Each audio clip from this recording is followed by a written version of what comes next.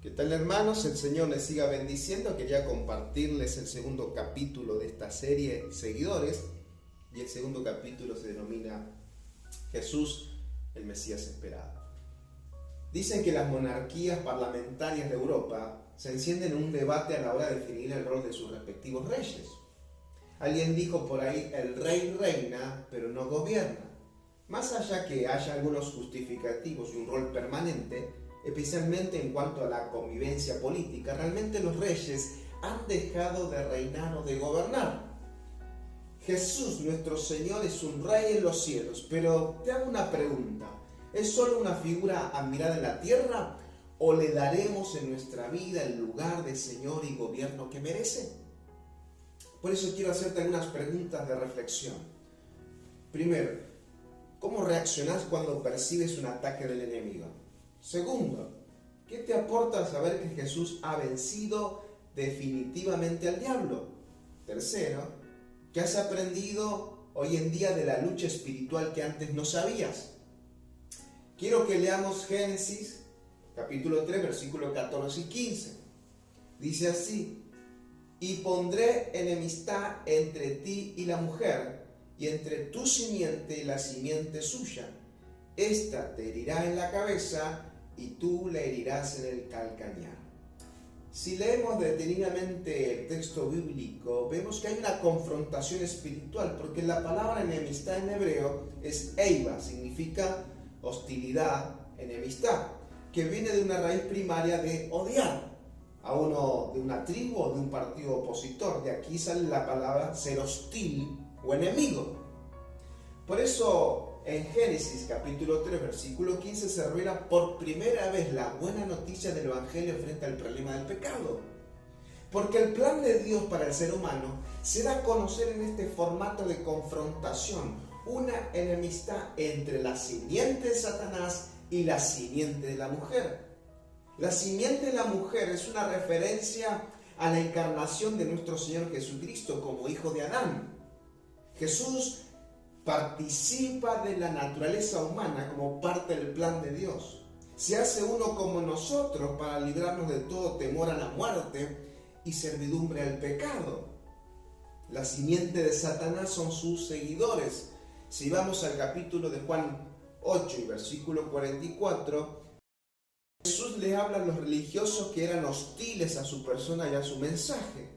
Dice así: ustedes son de su padre el diablo, cuyos deseos quieren cumplir. Desde el principio, este ha sido un asesino y no se mantiene en la verdad, porque no hay verdad en él. Cuando miente, expresa su propia naturaleza porque es un mentiroso. Es el padre de la mentira. También llamados hijos de desobediencia en Efesios capítulo 2, versículo 2. Y esto es una referencia a todos aquellos que por no conocer a Jesús aún viven bajo el dominio, su influencia y bajo el poder del pecado. Y en la cruz vemos que Satanás hirió a Cristo en el calcañar. Esta es la herida leve a la que hace referencia el pasaje de Génesis 3:15. Pero Cristo le dio un golpe mortal, hiriéndolo en la cabeza y terminando para siempre con el dominio del diablo. Si vamos a Colosenses capítulo 2, versículo 15, dice así: y despojando a los principados y a las potestades, los exhibió públicamente, triunfando sobre ellos en la cruz. ¡Qué tremendo pasaje! Una victoria absoluta sobre Satanás y sus huestes. Porque Dios tenía un plan previo diseñado desde la eternidad. Por eso la encarnación, el nacimiento de Cristo, su muerte y resurrección y entronización de Cristo son el plan de Dios. La promesa establecida en Génesis 3:15 llegó para cumplirse. Mira lo que dice Gálatas capítulo 4, versículo 4 al 5. Lo voy a leer en Nueva Versión Internacional.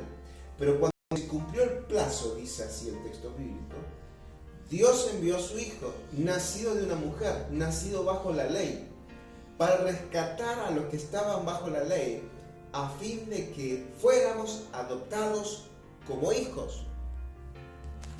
Qué tremendo pasaje, ¿verdad? Dios improvisa. Él tiene un plan determinado porque desde el principio su plan desde la eternidad fue enviar a Jesús a morir por nuestros pecados para hacernos a nosotros hijos de Dios. Qué tremenda verdad, ¿no? Somos hijos de Dios. Mirá lo que dice Efesios 1:4. Dios nos escogió en Él. ¿En quién? En Cristo Jesús. Antes de la creación del mundo, para que seamos santos y sin manchas delante de Él.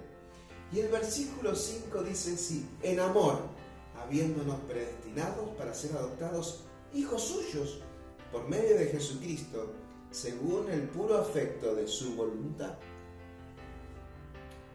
O sea, porque así lo quiso Dios. Y mi pregunta es, ¿hicimos algo para merecer el amor de Dios? No. Él por su libre elección te eligió para que seas su hijo o hija en Cristo Jesús. Por eso hay una victoria asegurada en Cristo Jesús. Uno de los aspectos más importantes a tener en cuenta es que la victoria de Cristo sobre Satanás es dinámica. Esto quiere decir que su victoria nos fue transferida a nosotros los creyentes, quienes ahora podemos ejercer la autoridad que nos fue delegada por Jesús y hacer su manifiesta su victoria sobre toda obra del diablo. De ahí el consejo del apóstol Pablo en Efesios capítulo 6, versículos 11 y 12.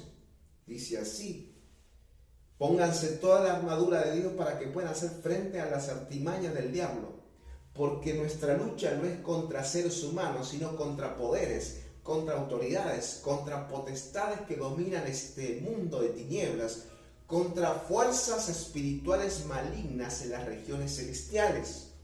El diablo se opone a la iglesia e intenta detener su marcha, porque su tarea es robar, matar y destruir. Sin embargo, contamos, vos y yo, con la autoridad y el poder delegados por Jesús para vencer al enemigo y así ejercer el gobierno sobre el mundo invisible. Es en el ámbito de las regiones celestiales donde luchamos contra Satanás y sus huestes y donde Cristo se ha entronizado como Señor y Rey. Porque dice Efesios 1:20, lo sentó a su derecha en las regiones celestiales. Cristo Jesús, nuestro Señor, tiene dominio sobre todas las cosas.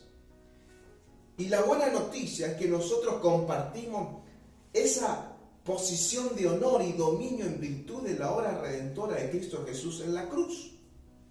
Mirá lo que dice Efesios capítulo 2, versículo 6. Y juntamente con Él nos resucitó y asimismo nos hizo sentar en los lugares celestiales con Cristo Jesús.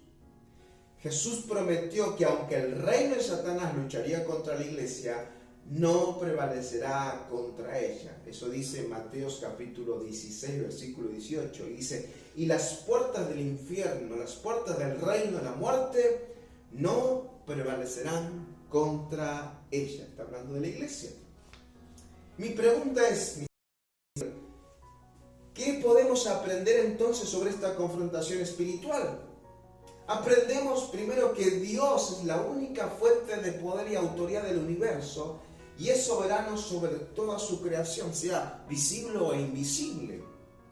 Segundo, la batalla no es entre Dios y el diablo, sino entre el diablo y la iglesia.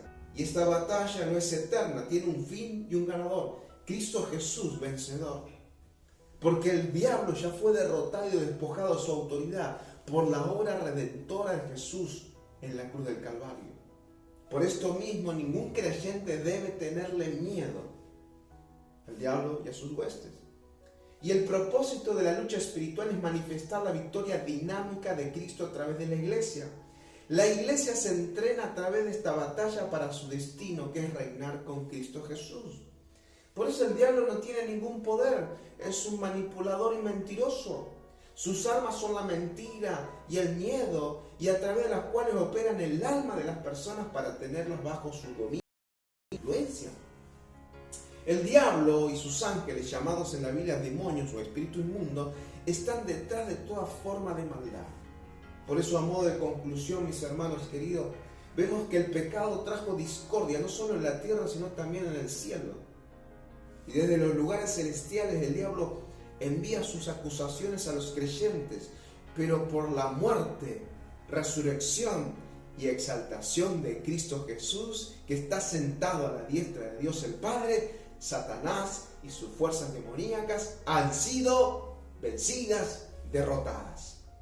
Y la iglesia ejerce la autoridad de Cristo en la tierra hasta que Jesús vuelva y la obra sea completa.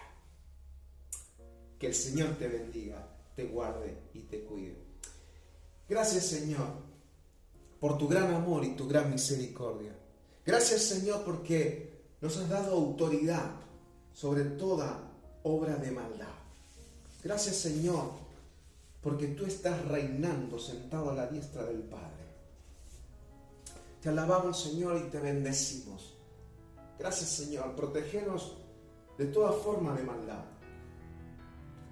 Protégenos de la manipulación, del miedo.